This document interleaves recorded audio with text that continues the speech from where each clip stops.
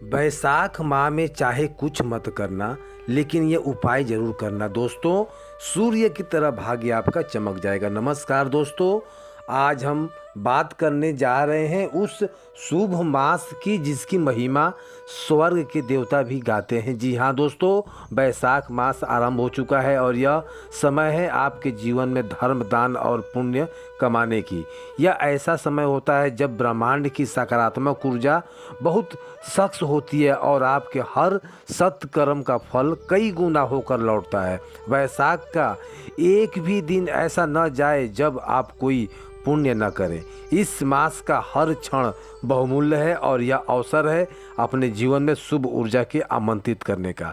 इस महीने में विशेष रूप से दान की गई वस्तु आत्मा के कल्याण का मार्ग खोलती है।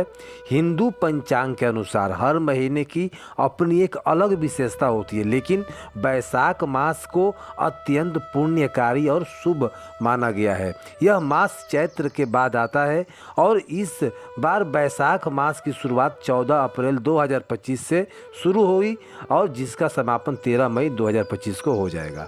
यह समय बहुत ही खास होता है क्योंकि इस महीने में स्वयं भगवान विष्णु, माँ लक्ष्मी और श्री कृष्ण की पूजा का विशेष महत्व होता है।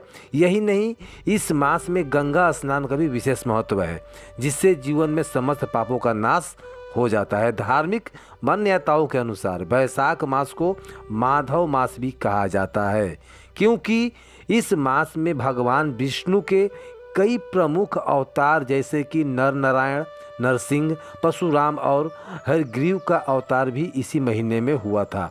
इतना ही नहीं दोस्तों, माता सीता का जन्म भी बैसाख मास के शुक्ल पक्ष के नवमी तिथि को हुआ था, जिससे कि हम सीता नवमी या जानकी नवमी के रूप में मानते हैं। स्कंद पुराण के वैष्णव खंड में ब्रह्मा जी स्वयं कहते हैं, न माधव मासो न केतम युगम, समय न वेद समय शास्त्र न तीर्थ गंगा स्नानम।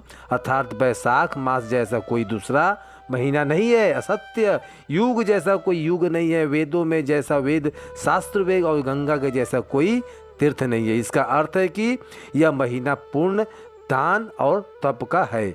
जैसे कि ऐसे में इस वीडियो के माध्यम से मैं आप सभी को यही बताऊंगा कि बैसाख माह में कौन से उपाय करने से, कौन सी चीज़ खरीदारी करने से और किन चीज़ों का दान करने से भगवान श्री हरि विष्णु का अत्यंत प्रसन्न होते हैं और जीवन में शुभ फलों की प्राप्ति होती है। इस वीडियो में आपको बैसाख माह के बारे में हर चीज़ के बारे में बारीकी से बताई जाएगी। तो दोस्तों, वीडियो को अंत तक देखें और अपने जीवन में सकारात्मक ऊर्जा को प्राप्त करें। इस वीडियो को देखने के बाद आपको कोई और वीडियो देखने की ज़रूरत नहीं पड़ेगी, इसलिए इस वीडियो को अंत तक जरूर देखना, क्योंकि अधूरे ज्ञान विष के समान होता है। असफलता हासिल होगी आपके जीवन में, लेकिन भक्तों उससे पहले अगर आप भी चाहते हैं कि भगवान श्री हरि विष्णु और माँ लक्ष्मी का आशीर्वाद प्राप्त हो, आपके समस्त परिवार पर सदैव उनका कृपा बना रहे, तो इस वीडियो को एक लाइक जरूर करें, चैनल को सब्सक्राइब जरूर कर लें। कमेंट बॉक्स में सच्चे दिल से जय श्री हरि विष्णु लिखकर अपनी हाजिरी जरूर लगाएं। तो चलिए प्रिय भक्तों, जानते हैं कि बैसाख मास में कौन से उपाय करने से, किन चीज़ों का खरीदारी करने से और किन चीज़ों का दान करने से जीवन में शुभ फलों की प्राप्ति होती है। नंबर 1, कपूर और कांसे की बर्तन का दान। कपूर और शुद्धता का दिव्य का प्रतीक माना गया है। इसे जलाकर वातावरण को पवित्र किया जाता है, लेकिन जब आप इसे दान करते हैं तो यह आपके चारों ओर की ऊर्जा को शुद्ध करता है और आपको विशेष आध्यात्मिक लाभ प्रदान करता है। इसी तरह कांसे के बर्तन भी दान बैसाख में किया जाता है। यह अत्यंत फलदायी होता है। कांसा, जिसे आयुर्वेद में भी उपयोगी माना गया है, स्वास्थ्य के लिए लाभकारी होता है और दान करने से इसका समृद्धि और ज़्यादा बढ़ जाती है। नंबर 2, मिट्टी के बर्तन और वस्त्र दान।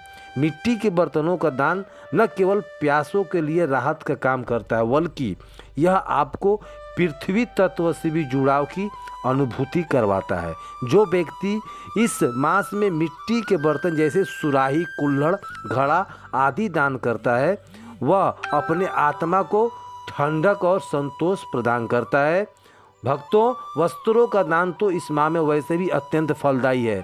विशेषकर ज़रूरतमंदों को जो गर्मी में ढकने के लिए उन्हें रक्षा कर सके। यदि आप कोई नया निर्माण करना चाहते हैं जैसे कि घर या कोई व्यापारिक स्थल, तो बैसाख मास में बेहतर समय और कोई समय नहीं है। इस समय की गई हर काम में जो शुरुआत करेंगे तो आपको शुभ फल की प्राप्ति अवश्य मिलेगी। बेटियों के विवाह के लिए यह समय बहुत ही अच्छा होता है, अत्यंत लाभदायी भी होता है। ब्राह्मण पुराण के अनुसार यह कहा जाता है कि कन्यादान और विशेष मास में जो है बैसाख महीने में जो है अन्न पुण्य के कारक बनता है, जिसे माता पिता के अपनी बेटियों का विवाह इस मास में किया जाना चाहिए। उन्होंने केवल इस सामाजिक जिम्मेदारी नहीं बल्कि आत्मधिक बीमारी और संतुलनीय दिशा भी इसको महत्वपूर्ण कदम उठाया जाता है। ब्रह्मांड में जब धर्म की बात होती है तो कथाओं के माध्यम से उसकी सच्चाई और सभी स्पष्ट हो जाती है। एक बार एक महात्मा बैसाख मास में किसी गृहस्थ के घर पधारे। गृहस्थ ने अत्यंत श्रद्धा से उनका स्वागत किया, उसके चरण धोए और उन्हें जल पिलाया। जब महात्मा जी ने जल ग्रहण कर लोटा नीचे रखा तो कुछ जल भूमि पर गिर गया। उस पर छिपकली बैठी थी, वह गिरकर उस जल के संपर्क में आ गई और आश्चर्यजनक रूप दिव्य स्त्री और परिवर्तित होकर प्रकाश में विलीन हो गई। जाते जाते वह कह गई कि जो जल वैशाख दान में रूप में किया जाएगा उसी के प्रभाव को मुक्ति प्राप्त होती है। यह कथा स्कंद पुराण में वर्णित है और यह वर्णित किया गया है कि इस महीने में जलदान के अत्यंत महिमा होती है। कार्तिक मास में दीपदान जितना महत्व रखता है उतना ही बैसाख मास में जलदान का होता है। इस महीने में आप घर के बाहर प्याऊ रखते हैं, पक्षियों के लिए पानी रखते हैं, तो इससे बड़ा कोई दान नहीं होता, इससे बड़ा कोई धर्म नहीं होता। यह सब केवल पुण्य के कार्य में आता है, आत्मा की ऊंचाई को प्रतीक है ये। आजकल बहुत ही सारे संस्थाएं हैं जैसे तुलसी तपोवन, गौशाला, हजारों पानी की टंकियां और प्याऊ जगह जगह लगवाई जाती है। बंदरों, गायों और पक्षियों को राहगीरों के लिए भी जीवनदायी बन जाती है यह मटका और सुराही। यह बात केवल उद्देश्य नहीं बल्कि जीने का सही तरीका भी है। एक बार भगवान श्री कृष्ण स्वयं ब्राह्मण वेश में धर्मराज धुरिष्टि के पास यज्ञ के लिए चंदन की लकड़ियों को याचना लेते हुए गए, लेकिन धुरिष्टि ने समयवत कारण उन्हें असमर्था जता दी। तब श्री कृष्ण सूत पुत्र कर्ण के पास गए। कर्ण ने बिना कोई देरी किए हुए अब दरवाजे पर चौखट और केवाड़ी के चंदन की लकड़ी से बने थे उन्होंने तोड़कर श्री कृष्ण को अर्पित कर दिया। कर्ण ने कहा, हे अवसर पर बार बार नहीं आता और जब कोई मेरे द्वार पर मांगने आए तो मैं उसे खाली हाथ कभी नहीं भेजूंगा, तो मेरे जीवन की क्या कीमत रह जाएगी। यह था असली दान जो न केवल भौतिक था बल्कि भावात्मक, आत्माधिक और अद्वितीय भी था। पादुका और चटाई का दान। शास्त्रों में वर्णन किया जाता है कि वैशाख मास में ज़रूरतमंदों को चप्पल, जूते, चटाई का दान भी करना बहुत ही शुभ माना जाता है और व्यक्ति को विष्णु लोक को प्राप्ति होता है जो यह दान करता है। थकी हुई आत्मा को विश्राम देने वाला सामान आलोक दान करना चाहिए आपको। इससे आपको आत्मा का संतुष्टि और प्रार्थना में जगह मिलता है। जैसे कि वैशाख शुक्ल पक्ष एकादशी के पूर्णिमा और तिल के पीपल का पेड़ के पूजा अवश्य करें। 1 लोटा जल तथा कच्चा दूध, गंगा जल, बतासा डालकर पीपल पर जल अर्पित जरूर करें। इस मास में पीपल वृक्ष में इस दिन माँ लक्ष्मी का वास होता है और यह उपाय आपको विशेष फलदायी देता है। तुलसी में जुड़ा हुआ दिव्य उपाय। स्कंद पुराण के अनुसार वैशाख मास में तुलसी के पांव के पत्ते लेकर पीपल के वृक्ष के 5 बार परिक्रमा करनी चाहिए। इससे मोक्ष की प्राप्ति होती है और व्यक्ति को कष्टों से मुक्ति होकर वैकुंठ को प्राप्त होते हैं। आप यह परिक्रमा 5, 7, 11, 21, 51 या 108 तुलसी पत्तों के साथ भी कर सकते हैं, जिससे पुण्य और ज़्यादा बढ़ता है। भगवान शिव का रुद्राभिषेक। वैशाख मास में प्रत्येक सोमवार को स्नान के बाद भगवान शिव का रुद्र अभिषेक करें। उन्हें विशेष जैसे कि खीर, फल आदि अर्पित करें। इससे न केवल ग्रहों के दोष दूर होते हैं बल्कि समस्त मनोकामनाएं भी पूर्ण होती है। धन्य धान्य की प्राप्ति होती है और जीवन में स्थिरता आती है। दोस्तों, वैशाख मास में अक्षय तिथियाँ एक अत्यंत शुभ तिथि मानी जाती है। इस दिन सोना, चांदी या किसी धातु की वस्तु खरीदना बहुत ही फलदायी और शुभ होता है। मान्यता है कि इस दिन खरीदारी की गई वस्तु अनंत गुना फल देती है और जीवन में अस्थायी सुख संपत्ति का वास होती है। देवी लक्ष्मी और भगवान विष्णु इस दिन विशेष रूप से प्रसन्न होते हैं। वैशाख मास में वर्जित कार्य। दोस्तों, सबसे पहले इस पवित्र मास में तामसिक भोजन जैसे मांस, मछली, अंडा, शराब, प्याज, लहसुन आदि का सेवन बिल्कुल ही ना करें।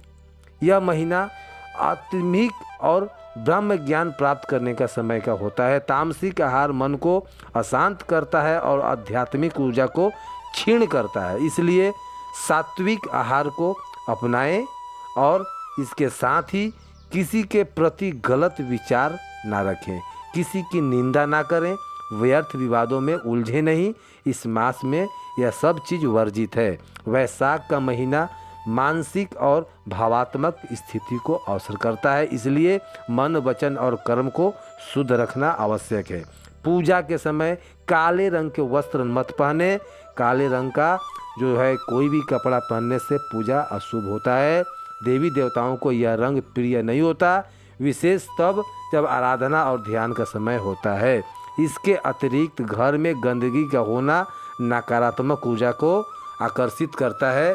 इस माह में विशेष रूप से घर को स्वच्छ और सुरक्षित रखें, क्योंकि ऐसा माना जाता है कि देवी देवता का निवास करते हैं जहां शुद्धता होती है।